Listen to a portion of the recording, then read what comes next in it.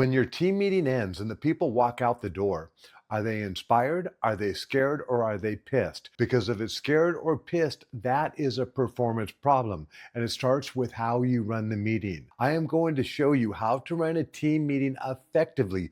8 things in the right order, starting right now. Point one, recondition your people to actually like meetings. Most people walk into a meeting already checked out. They've been conditioned to expect boring, irrelevant, a waste of time. Your job starts before the agenda. Your job is to make this meeting feel different so people start feeling like your meetings are worth showing up for. You're conditioning them to want to come to your meetings. Point number two, captivate their attention. You have about 60 seconds to captivate it. The human attention span is not what it used to be. The average human brain loses its attention 7 to 11 times per minute. Just because they're sitting there doesn't mean they're listening to you. And if you're not engaging your people every minute or so, you are losing them. They're still sitting there, but they are gone. Change the energy of the room. Ask questions, move, do something different. Keep them in the room. Point number three, manage the digital detox. Here is something that nobody else is talking about. Depending upon the length of your meeting, your people are detoxing from their phones. If you give them a 5-minute break and you do not say a word, every single one of them will pick it up. And when you bring them back in, they will feel relieved. They got their fix. Do not fight that. Work with it. Build your meeting around it. Point number four, stop starting with problems. Most managers walk in and lead with what went wrong. Bad numbers, missed targets, problems. That is the wrong mindset. The moment you open up with a problem, you poison the room.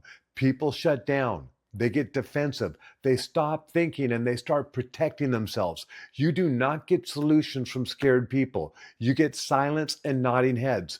The room has a tone. You set that tone in the first 60 seconds with something positive. Start wrong and you spend the rest of the meeting digging yourself out of the hole that you created. Point number five, start with wins. Real ones. Before anything else, what worked this week? Not fake cheerleading, real wins. Specific. Name the person. Name what they did. When someone hears their name called out for something they did right, something shifts in them. They stand a little taller. And here's the thing about wins. They remind the whole team what right looks like. That matters more than you think. You set the standard by celebrating it, not lecturing about it, celebrating it. Point number six, check in with your team. Get raw, get real. After the wins, pause. You check in with your team, you find out where they actually are. Not how is everybody doing with a wave, a real check-in. You go quiet, you read the room. Who are the people that are struggling? Who is carrying something from their life into the room? Who is not with you today? The best leaders notice the quietness. They do not rush past it, they hit it head on. Acknowledge the team size. This works differently for 5 people than it does with 50 people, so adjust accordingly. This is the moment that separates the managers from the leaders. Managers cover agenda items, leaders know their people. People are navigating real pressure, AI disruption, job anxiety, change, and fatigue. They need to feel safe before they can perform. Point number 7, frame everything as an opportunity. Problems do not just disappear. They just get framed differently by great leaders. Here's the new rule. No problem enters this meeting or any meeting without a solution attached to it.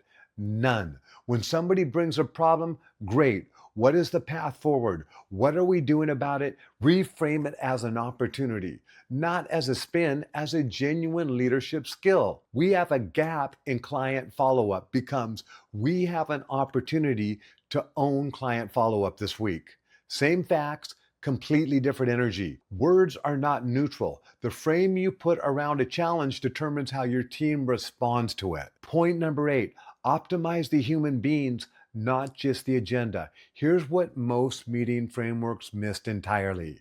They treated the meeting like a machine. They covered the points, they hit the numbers, and then they moved on. The leader's job has changed. Your teams are working alongside AI. They are navigating tools and changes and uncertainty that did not exist a few years ago. You cannot optimize the technology without first optimizing the human beings that are running it. Human performance is not soft. It is the variable. It is the difference between a team that adapts and one that shuts down. The best meetings end with your people feeling capable, clear, and to why what they do matters. That is not a nice to have, that is a performance strategy. So here is the question to ask yourself after every single meeting that you run. When they walk out that door, were they inspired? Were they ready? Or did you leave performance on the table? Because the meeting is not the obligation, the meeting is the opportunity. We are not here to avoid pressure, we are here to embrace it. We are building strength and we are turning snowflakes into diamonds.